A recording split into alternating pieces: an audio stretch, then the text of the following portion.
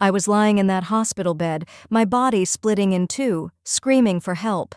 You know what my husband was doing? Posting champagne pictures with another woman. He thought I'd be too weak to fight back. He thought wrong. What I did next didn't just destroy him, it destroyed everything he loved. Before we dive into this story, if you've ever felt betrayed by someone you trusted with your whole heart, hit that subscribe button. This story is for every woman who's been underestimated. Drop a comment if you think revenge is justified when trust is shattered. Now, let me tell you how the worst night of my life became the beginning of his nightmare. My name is Gabrielle Monroe, and 5 years ago, I thought I was living the dream. I was married to Theodore Monroe, a man everyone called Theo.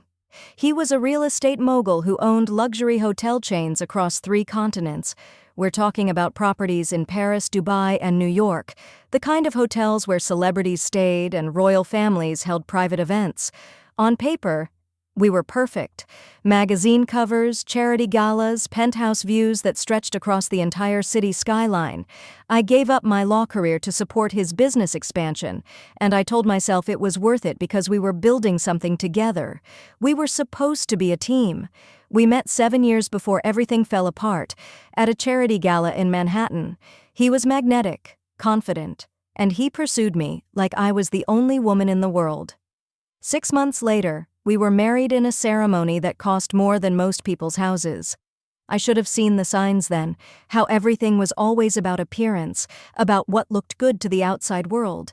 But I was young and in love, and I believed every word that came out of his mouth. When I found out I was pregnant, I cried happy tears for 3 hours straight. I imagined Theo's reaction, how excited he'd be, how he'd sweep me up and spin me around like they do in the movies.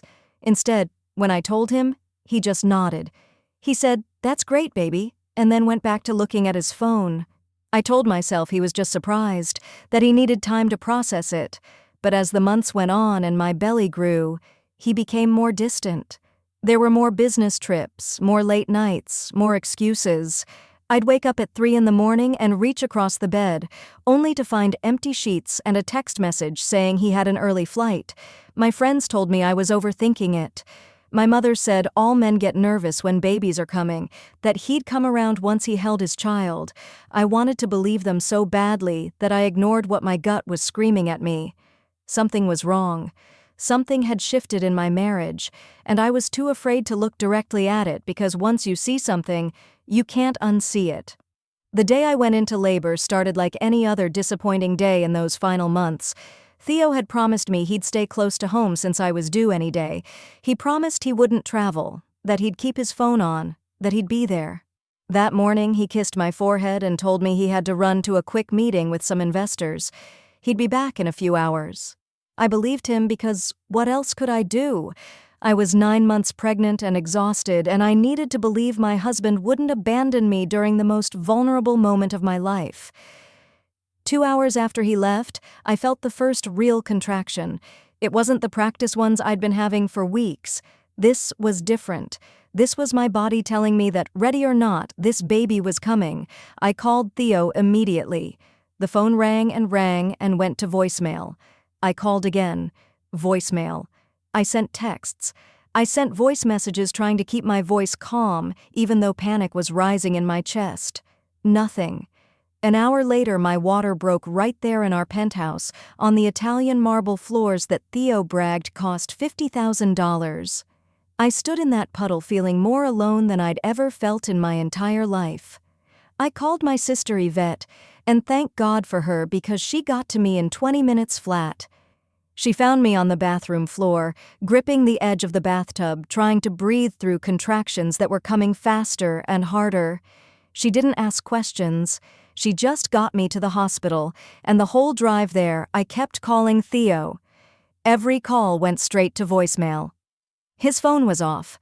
My husband had turned off his phone on the day I was giving birth to his child. The hospital was chaos in my mind, even though I'm sure everything was running smoothly around me. Nurses were asking me questions I couldn't focus on. They kept asking where my husband was, and I kept saying he's on his way. He'll be here soon, because I couldn't admit out loud that I didn't know where he was. The pain was unbearable. I'm not exaggerating when I tell you I thought I might die.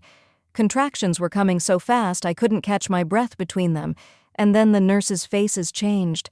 I saw worry flash across their eyes, and that's when I got really scared. They were checking monitors and calling for the doctor, and I heard someone say the baby's heart rate was dropping. I was begging them to reach my husband. I was giving them his number, his assistant's number, his business partner's number. I needed him there. Despite everything, despite the distance and the coldness and the empty bed, I needed my husband to be there while I brought our daughter into the world, but nobody could reach him. It was like he had vanished off the face of the earth. Yvette was holding my hand so tight I thought she might break my fingers, but I didn't care. I needed that pain to focus on something other than the terror that my baby might not be okay. And then Yvette did something I'll never forget. She pulled out her phone and started checking social media. I asked her what she was doing, and she said she was looking to see if anyone had seen Theo, if maybe he had posted his location somewhere. I watched her face as she scrolled, and then I watched all the color drain from her cheeks. She looked at me with these wide, horrified eyes and said, "Gabby, don't look at your phone. Please don't look at your phone right now." But of course, I grabbed it. I snatched that phone out of her hand while another contraction was building, and I saw it Instagram, posted 40 minutes ago. My husband on a yacht in the Bahamas with a woman I'd never seen before. She was white, blonde, young, wearing a bikini that cost more than the average person's rent. Her name was Fiona Caldwell, some lifestyle influencer with 2 million followers. And Theo had his arm around her waist, both of them holding champagne glasses, both of them smiling like they didn't have a care in the world. The caption said "To new beginnings and beautiful futures," with a heart emoji and a champagne emoji. I scrolled through the comments while my body was literally trying to push a human being out of it. People were congratulating them. People were saying they made such a beautiful couple. Old friends of ours, people we'd had dinner with, were commenting like this was normal, like everyone knew about this except me. I felt something break inside my chest that had nothing to do with labor. This wasn't a new thing. This wasn't a mistake or a moment of weakness. This was a whole separate life he'd been living while I sat at home growing his child. The nurses were telling me to push, and I was pushing through tears that had nothing to do with physical pain. I was pushing through rage and heartbreak and humiliation. I pushed my daughter into the world while staring at a picture of my husband with another woman, and when they placed her on my chest, this tiny, perfect human with a head full of dark hair, I made a decision. The old Gabrielle, the one who made excuses for him, the one who believed in fairy tales and second chances, she died in that delivery room. The woman who was born alongside my daughter was someone different, someone colder, someone calculating. I named her Serena Truth Monroe. Truth, because that's what I'd been running from, and that's what would set me free. I held her in that hospital room, just the two of us, and I promised her that her mother would never be weak again, that she'd grow up watching a woman who didn't accept betrayal, who didn't smile through disrespect, who demanded everything she deserved.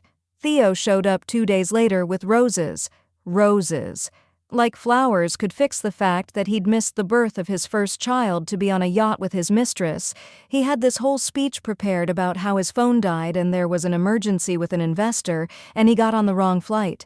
I just stared at him while he lied to my face. I didn't cry. I didn't yell. I just watched him like I was studying a stranger, and that's when I realized that's exactly what he was. I'd been married to a performance, not a person. He held Serena awkwardly, like someone handed him an expensive vase he was afraid to drop. He didn't ask about the birth. He didn't ask if I was okay. He took some photos for Instagram, posted them with some caption about being a blessed father, and then he left. Said he had meetings. Always meetings. The next morning, I called my old friend from law school, Denise. She'd become a private investigator, specialized in infidelity cases. I hired her to find out everything about Fiona Caldwell and exactly how long my husband had been playing me for a fool. What she found made my blood run cold. The affair had been going on for 2 years. 2 years of business trips that were actually romantic getaways. 2 years of lies so smooth I never questioned them. Theo had bought Fiona a condo in Miami. He'd bought her a car. He was giving her a monthly allowance of $20,000, and all of it was coming from our joint accounts, money I had contributed, money from my family. But it got worse. Fiona was pregnant too. 4 months along. My husband had gotten his mistress pregnant while his wife was home preparing a nursery, and Denise found messages, emails, where Theo told Fiona he was planning to leave me right after the baby was born. He wanted to wait so he didn't look like the bad guy publicly. He was literally waiting for me to give birth so his exit would seem less cruel. I spent the next month playing the perfect wife while I built my case. I smiled for the cameras. I posted happy family photos. I let Theo think I was clueless and broken and too tired with a newborn to notice what he was doing. But every single day, I was working. I hired the best divorce attorney in the state, a man named Francis Wright, who had never lost a case. I started documenting everything, every receipt, every bank statement, every property record. And that's when I discovered something Theo didn't know. I knew his empire was crumbling. Those luxury hotels were bleeding money. He'd made terrible business decisions, taken out massive loans, and he was drowning in debt. The only thing keeping him afloat was access to my family's money.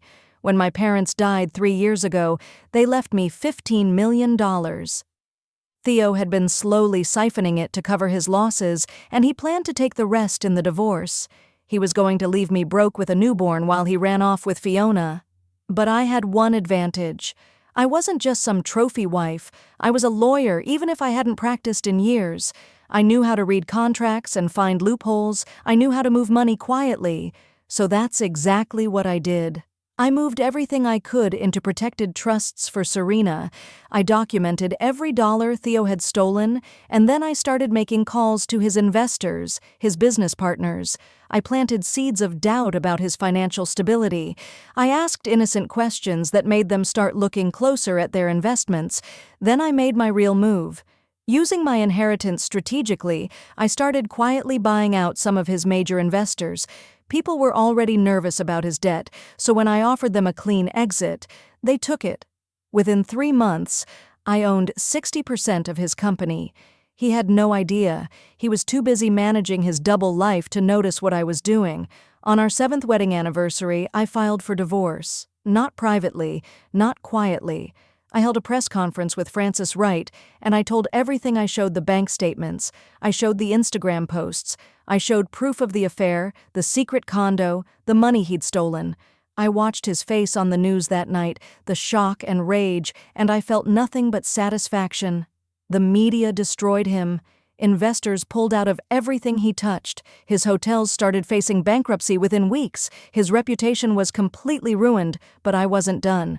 2 weeks later, I called an emergency board meeting for the hotel company. I showed up with my 60% controlling interest, and I voted him out of his own company, the business he'd built his entire identity on. I became CEO that same day. Watching his face when the board voted was the sweetest moment of my entire revenge. He tried to threaten me. He tried to intimidate me, but I just smiled and told him security would escort him out. His keycards were already deactivated. His email was shut down. I'd erased him from his own empire in under an hour. The final blow came from Fiona. When Theo's money dried up, so did her love. She left him faster than he'd left me. Took him to court for child support, and because of how badly I'd destroyed his finances, the judge actually sided with her. The irony was beautiful. The mistress he'd chosen over his wife ended up taking whatever scraps he had left. Theo tried to come back to me a few months later, showed up at my office begging for another chance, saying he made a mistake, that he never stopped loving me. I let him finish his whole pathetic speech. Then I looked him dead in the eye, and I laughed. I laughed so hard I had tears running down my face. I told him the only mistake was thinking I'd stay weak long enough for him to get away with it. That was 3 years ago. Today, I'm still CEO of Monroe Luxury Hotels, except now they're actually profitable because I fixed all the problems Theo created. I've restructured everything, sold off the failing properties, and invested in sustainable luxury tourism. I've also started a foundation that helps single mothers with housing and childcare, women who were left alone and scared like I was, except without the resources to fight back. Serena is 5 now, smart as a whip, and surrounded by love from my sister, my friends, and a mother who would burn the world down before letting anyone hurt her. She asks about her father sometimes, and I tell her the truth in ways she can understand. That sometimes people make selfish choices, and those choices have consequences. Theo is broke now. Living in a regular apartment, working a regular job, paying child support to 2 different women. I heard through mutual connections that he's bitter, that he tells anyone who'll listen that I'm a cruel woman who destroyed him. And you know what? He's right. I did destroy him, but he destroyed himself first when he thought my labor pain would be my weakest moment. That screaming, terrified woman in the hospital bed, she became the moment I found my real power. So, that's my story. From screaming alone in a hospital bed to sitting in the CEO chair of a luxury empire, Theo thought I'd be too broken to fight back. He forgot who he married. If this story fired you up, smash that like button. Subscribe for more stories about women who refuse to stay down. Comment below, Team Gabrielle, or do you think I went too far?